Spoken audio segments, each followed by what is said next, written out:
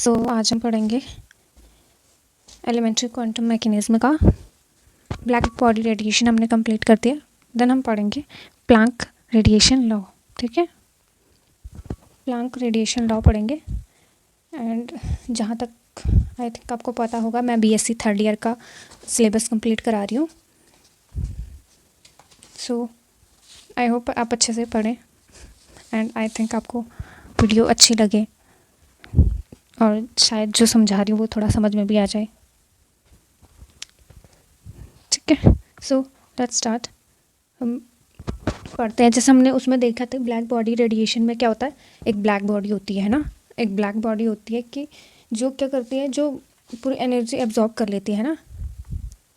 और उसमें क्या होता है कि ज़्यादा से ज़्यादा रेडिएशन वो होता है उसमें से, क्या बोलते हैं आपको, उत्सर्जित जिसे बोल सकते हैं ना। तो इसी के अगले में हम पढ़ेंगे कि प्लैंक रेडिएशन लॉ में क्या कहा गया है कि ब्लैक बॉडी रेडिएशन में क्या वो होता है ना। सो ये दिया किसके थ्रू गया था, एम प्लैंक ने 1900 में दिया था, एम प्लैंक ने। सो पढ़ते black body radiation spectrum declared by M Planck 1900। ठीक है, M Planck given by the rule also known as Planck radiation law और Planck hypothesis according to the Planck law. ठीक है, सो इसको क्या बोलते हैं, प्लैंक रेडिएशन लॉ या प्लैंक हाइपोथेसिस भी बोलते हैं। ठीक है, बाकी सो इसमें लिखा क्या है, black body reflected the radiation it's the, मैंने हिंदी में नहीं लिखा है शायद कोई बात नहीं, आधा आधा लिखा है बट समझा देती हूँ। Black body reflected the radiation it the fixed in no number known as quantum of और फोटोन। ठीक है, ब्लैक बॉडी से जो रेडिएशन वो होती है ना, जैसे ये ब्लैक बॉडी है, बता देता हूँ आपको, ये आपकी ब्लैक बॉडी है ना, ये आपकी ब्लैक बॉडी है और यहाँ से क्या हो रही है, रेडिएशन आ रही है। रेडिएशन में आपकी पूरी टाइप की लाइट होंगी, यूवी रेज होंगी, है ना, आईआर होंगी, या जो भी आपकी रेज होती है, ये सारी सनलाइट से तो ऐसा तो है नहीं कि छन के आएंगी, है ना, कोई भी लाइट। तो जितनी भी लाइट होती है ये सारी कितनी क्या होती है, ये यहाँ पे अब्जॉर्ब कर लेता है ब्लैक बॉडी। ठीक है, ब्लैक बॉडी इसीलिए बोलते हैं क्योंकि ये पूरा प्रॉपर अब्जॉर्ब कर लेता है ना। जैसे काला कपड़ा हमारे पूरे रेडिएशन को अब्जॉर्ब कर लेता है, वैसे यहाँ पे ब्लैक बॉडी भी क्या रेडिएशन पूरी अब्जॉर्ब कर लेती है ना। तो जो यहाँ से ये लाइट अब्जॉर्ब करेगा, वही यहाँ से ये रिफ्लेक्ट करेगा। जब आपने अगर कभी काले कपड़े पे हाथ लगा के देखा होगा, तो वो कंपेयर टू अगर वाइट कपड़े पे हाथ लगा के देखेंगे गर्मियों के दिनों में या धूप में या ठंडियों के दिनों में जो भी है, तो उसमें क्या है कि गर्मी ज़्यादा काले कपड़े में लगती है ना। सो यही बात होगी कि इसमें से जो रेडिएशन निकलती है, ये किस रूप में बाहर निकलती है, ये क्वांटम या फोटोन के रूप में बाहर निकलती है। ठीक है, जिसको हम क्वांटम और फोटोन बोलते हैं। ठीक, तो क्या लिखा है कि प्रत्येक क्वांटम के लिए निश्चित परिमाण की एनर्जी संलग्न रहती है जो रेडिएशन की फ्रीक्वेंसी पर आधारित रहती है। कि क्या बोल रहा है कि ये क्वांटम है, ये क्या होता है, ये फिक्स एनर्जी वाले होते हैं ना, ये फिक्स एनर्जी वाले होते हैं। और इसकी आवृत्ति के लिए ये रेडिएशन क्या होता है, इसकी आवृत्ति पर डिपेंड रहता है। ठीक है, जितना यहाँ से आएगा उतना ही तो रिफ्लेक्ट करेगा वो, है ना, जितनी एनर्जी वो ऑब्जर्व करेगा उसी हिसाब से वो रिफ्लेक्ट करेगा। इस बात को कह रहे हैं, कौन कह रहे हैं, एम प्लैंक ने 1900 में ये लॉ वो बताया था, प्लैंक हाइपोथेसिस के थ्रू या प्लैंक रेडिएशन लॉ के थ्रू। प्लैंक विकिरण नियम हो जाएगा आपका, है ना। सो इसमें आपका ये कुछ आ जाएगा आगे से। सो देन हम देखेंगे कि यहाँ पे क्या है, ये अनुक्रमानुपाती आपका वी हो जाएगा। ठीक है, तो इसमें क्या हो जाएगा, सर न्यू हो जाएगा। ठीक है, इसमें क्या हो जाएगा आपका, ये ई क्या है, जितने आपकी एनर्जी वो होगी उसी के हिसाब से उसकी उस रेडिएशन की फ्रीक्वेंसी होगी। ये आपका ये डेरिवेशन ये आपका ये बतलाता है कि जितना आपका क्वांटम की जितनी एनर्जी होगी उसकी आवृत्ति उतनी ही ज़्यादा होगी, है ना। जितनी एनर्जी उसकी होगी उतनी ज़्यादा उसकी रेडिएशन की फ्रीक्वेंसी आवृत्ति उतनी ही होगी, है ना, उतनी ही आवृत्ति होगी उसकी। सो इसको हम इस टाइप में भी लिख सकते हैं, E is equal to h क्या हो जाएगा, तो यहाँ पे एच क्या हो जाएगा, प्लैंक कांस्टेंट हो जाएगा आपका। ठीक है, यहाँ पे आपका सो हम क्या पढ़ रहे थे, ये e is equal to h nu हो जाएगा ना, है ना। तो यहाँ पे हमारा समीकरण नंबर 1 हो जाएगा, है ना। यहाँ पे हमारा फर्स्ट समीकरण हो जाएगा, जहाँ पे हमारा क्या है, न्यू रेडिएशन ऑफ फ्रीक्वेंसी है, एच प्लांक कांस्टेंट है, और प्लांक कांस्टेंट कितना वो होता है 6.63 इंटू 10 की पावर माइनस क्या है 34 जूल, ठीक है, ये होता है। और देन हम इसका आगे डेरिवेशन देखेंगे, क्योंकि ये मैथमेटिकली दिया गया प्लांक ने, है ना, तो उन्होंने फार्मूला वो बनाया था, तो उसके हिसाब से यहाँ पे देखेंगे।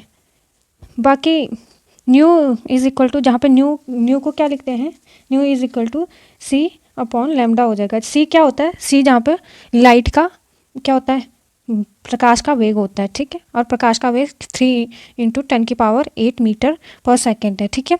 सो यहाँ पे वी न्यू का मान रखने पर क्या हो जाएगा, e is equal to h c upon nu हो जाएगा, ठीक है।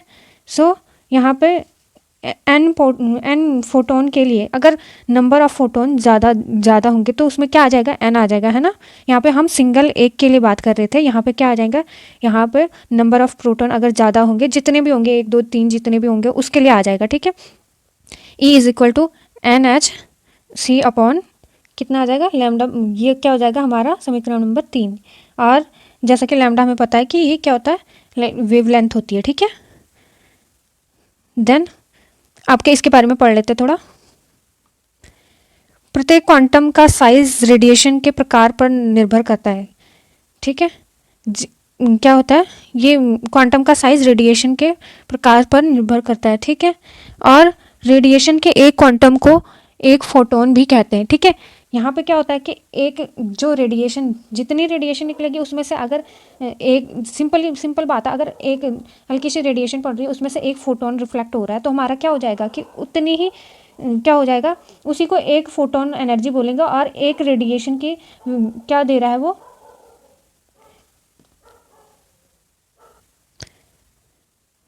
सिंपल सी बात है, यहाँ एक क्वांटम को एक फोटोन भी कहते हैं, ठीक है।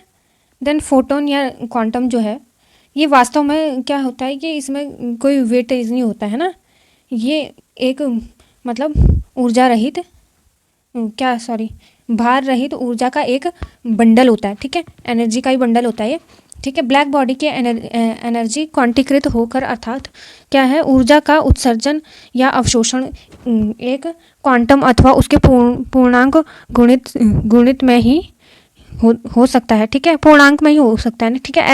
एच न्यू है, 2h न्यू है और 3h न्यू है, ऐसे करके क्या आ जाएगा आपका एच न्यू, ठीक है।